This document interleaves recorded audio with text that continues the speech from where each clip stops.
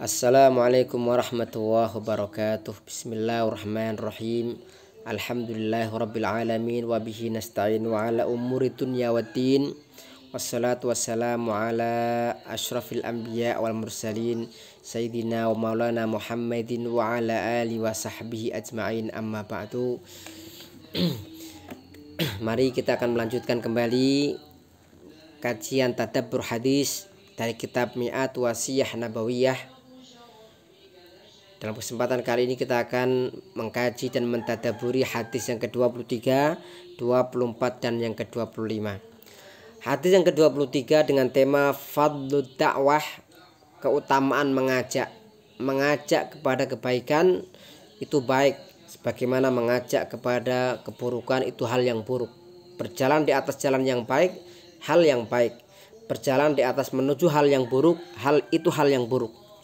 Makanya mari ya, seorang yang mengajak orang lain kepada kebaikan, dia juga mendapatkan keistimewaan sebagaimana yang disebutkan dalam hadis Rasulullah SAW.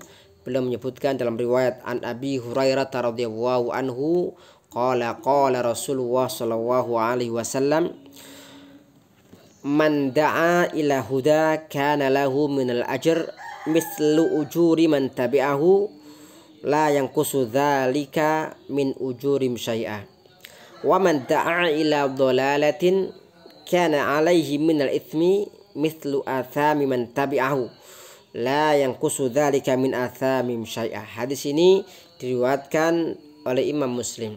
Rasulullah SAW bersabda,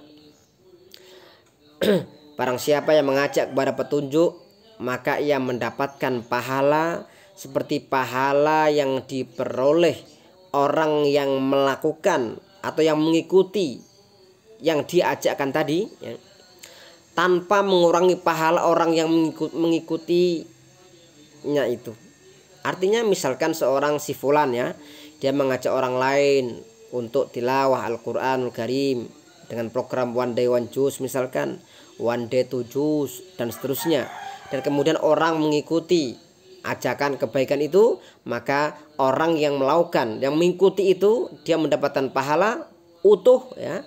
Kemudian yang mengajak pun juga mendapatkan pahala. Ini berbeda dengan hukum ini ya, hukum orang jual beli ya. Kalau orang jual beli misalkan untungnya 100 juta, yang berandil tuh ada 5 orang, maka dibagi, ada yang dapat 20 juta, ada yang dapat 10 juta, tergantung bagaimana posisi ya, tergantung bagaimana posisi, bagaimana akad jual beli yang dilaksanakan itu, berapa persentasi untung yang dibagi sesama mereka yang melakukan transaksi dalam jual beli. Tetapi dalam hal kebaikan, Islam luar biasa ya. Barang siapa yang mengajak kepada kebaikan, petunjuk, maka orang yang mengikutinya mendapatkan pahala yang utuh, yang diikuti ya, yang memberikan contoh teladan itu juga mendapatkan pahala. Sebagaimana barang siapa yang mengajak kepada kesesatan, maka ia mendapatkan dosa dari kesesatan itu ya, seperti orang yang melakukan kesesatan itu tanpa mengurangi. Jadi artinya yang disesatkan juga mendapatkan dosa utuh ya, yang menyesatkan juga sama. Ini menjadi sebuah penyemangat kita ya, tentunya penyemangat kita agar jangan bosan-bosan, jangan sekali-kali merasa jenuh untuk mengajak orang lain kepada kebaikan. Kita mengajak 100 orang, enggak usah khawatir, bisa jadi di antara 100 orang itu ada 50 orang atau 25 orang, bahkan 10 orang sekalipun, bahkan 1 orang sekalipun, dia melakukan kebaikan, kita juga mendapatkan pahala yang utuh seperti kebaikan pahala yang dia dapatkan. Dan sekali-kali ingat, jangan sekali-kali mengajak kepada keburukan ya, memberikan teladan hal yang tidak baik, misalkan di sekolahan, di kelas, memberikan teladan bolos, yang lain ikut semuanya. Akhirnya apa? Ya dia juga mendapatkan balasan dosa juga, sebagaimana orang-orang yang melakukan dosa itu. Orang yang memberikan teladan korupsi, yang korupsi pengikutnya juga berdosa, teladan korupsinya juga dosa. dan hal-hal yang lain ya. Semoga Allah Subhanahu wa taala mudahkan kita untuk bisa memberikan teladan yang baik ya kepada keluarga kita, kepada masyarakat kita. Kemudian hadis yang selanjutnya, hadis ke-24 dengan tema dhammul ghadab, yaitu mencela marah. An Abi Hurairah radhiyallahu anhu anna rajulan qala lin Nabi sallallahu alaihi wasallam ausini qala la taghdab faraddada miraran qala la taghdab. Hadis ini diriwayatkan oleh Imam Al-Bukhari. Inti dari hadis yang tadi kita bacakan bahwa suatu ketika seorang laki-laki datang kepada Nabi Muhammad SAW dan seorang laki-laki ini minta, ya Rasulullah, berilah aku wasiat. Ini menjadi kebiasaan para sahabat ya. Ada sahabat yang mengatakan, ya Rasulullah, katakanlah untukku ucapan yang aku tidak akan menanyakan lagi kepada orang lain setelahmu. Ada sahabat Hudzaifah bin Yaman minta Rasulullah supaya menjelaskan tentang hal-hal fitnah akhir zaman misalkan. Dalam hadis ini seorang sahabat meminta wasiat dan Rasul mengatakan la taghdab, engkau janganlah marah. Kemudian laki-laki itu mengulang terus, ya Rasulullah, berikan wasiat lagi, la taghdab. Setiap si laki-laki itu meminta wasiat, meminta nasihat, Rasul mengatakan la taghdab, engkau jangan marah. Ini hadis yang sangat singkat tetapi faedahnya luar biasa. Mengapa kita harus menghindarkan marah ya? Pertama, orang yang marah itu mendapatkan ridha Allah Subhanahu wa taala ya.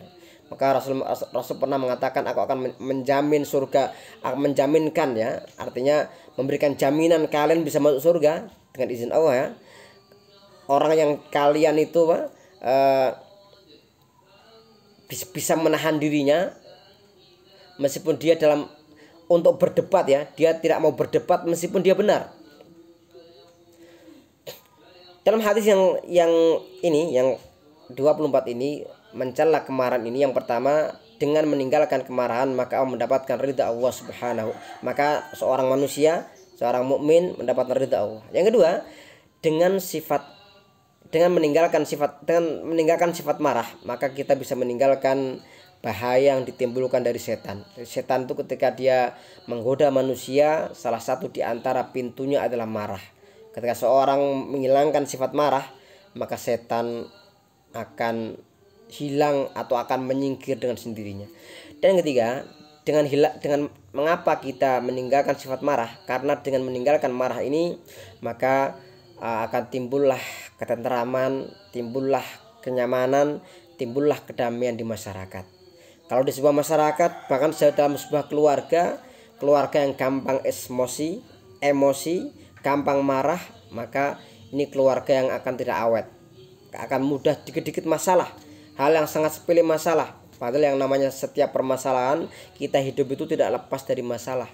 Orang yang paling bermasalah itu justru orang yang hidupnya merasa tidak pernah punya masalah. Kenapa? Lihatlah orang gila tuh mau makan di trotoar, mau makan di bawah jembatan, mau makan bekas pulungan, mau makan bekas sampah, tidak masalah karena dia merasa tidak punya masalah. Tapi orang yang hidup sejatinya, orang yang harus senantiasa tahu bahwa dia akan menghadapi masalah-masalah dan harus dipecahkan solusinya, harus mencari solusi, memecahkan masalah itu.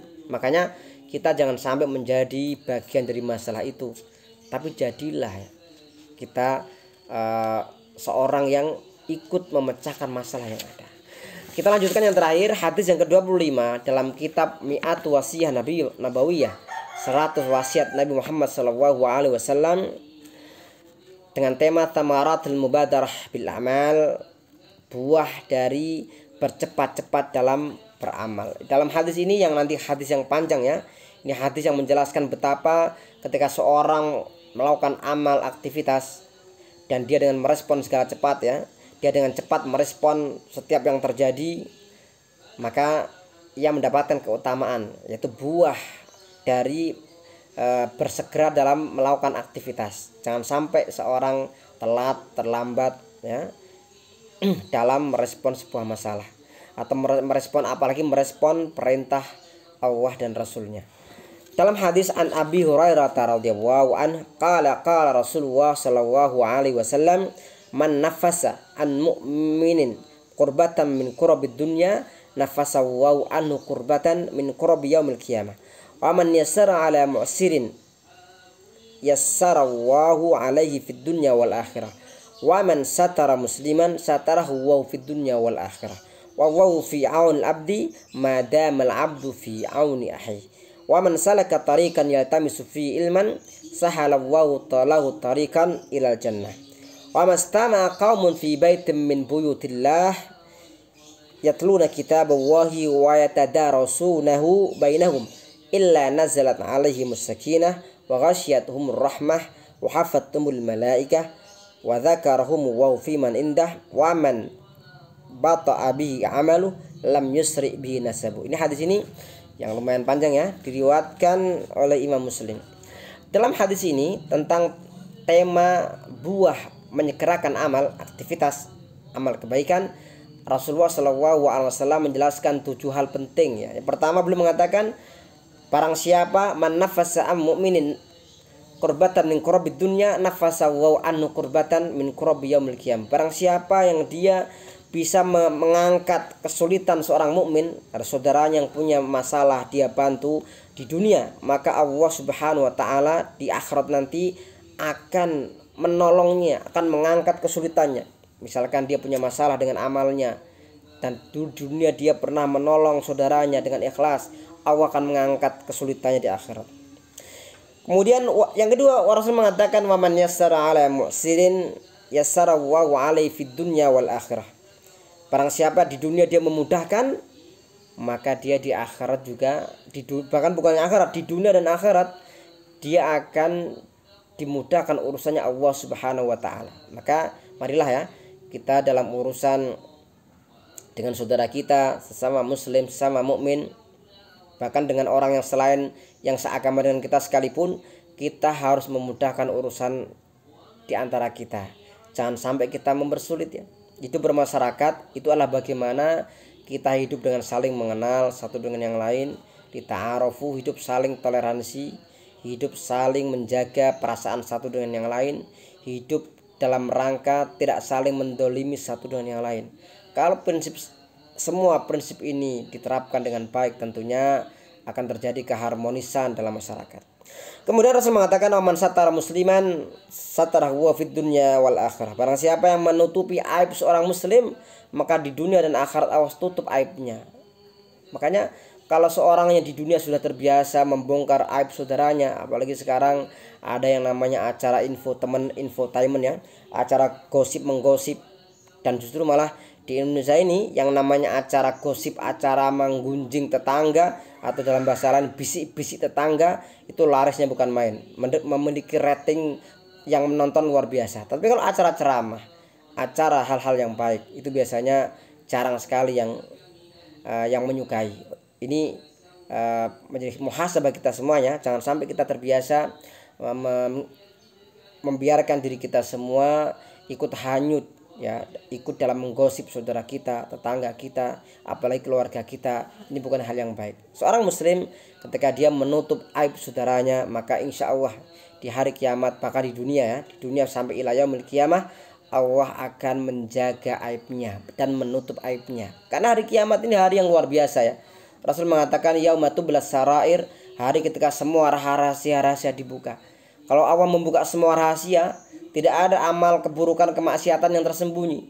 Kita sekarang di dunia bisa menyembunyikan, orang mencuri, orang korupsi bisa selamat dari CCTV dunia. Tetapi ya siapa yang bisa selamat dari pengawasan Allah ketika di hari pengadilan di yaumul qiyamah nanti. Mari kita kembali untuk mengevaluasi muhasabah diri kita. Kemudian yang ketiga, yang keempat, Allah berkalam, Allah mengatakan dalam hadis ini, Rasul mengatakan wallahu fi aunil abdi madamal abdu fi auni akhi.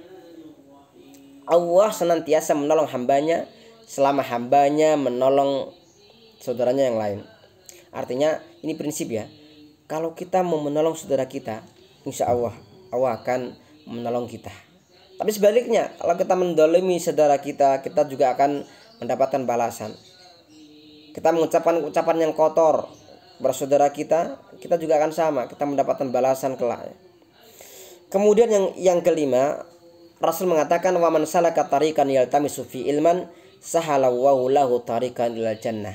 Barang siapa yang dia meniti jalan untuk mencari ilmu, maka Allah akan memudahkan baginya jalan ke surga. Ini artinya salah satu di antara kunci untuk menuju surga Allah Subhanahu wa taala adalah bersemangat dalam bertalabul ilmi.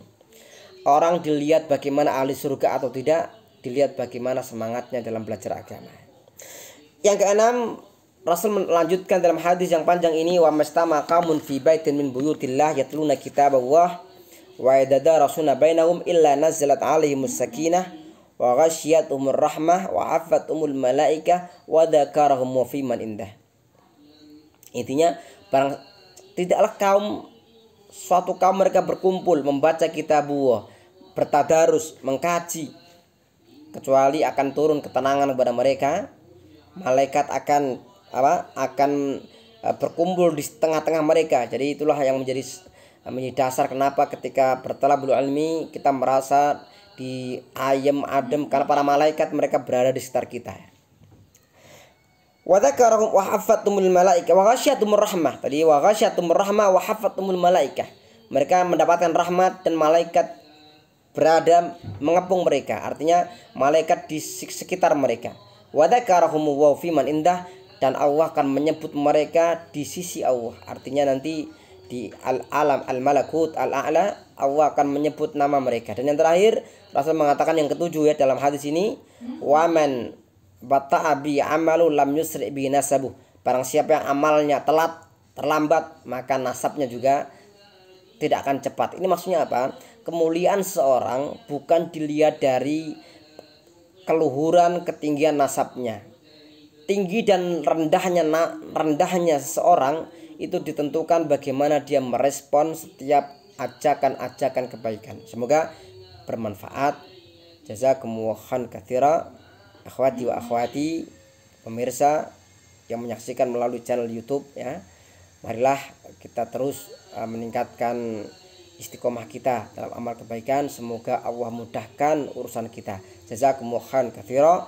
Wassalamualaikum warahmatullahi wabarakatuh.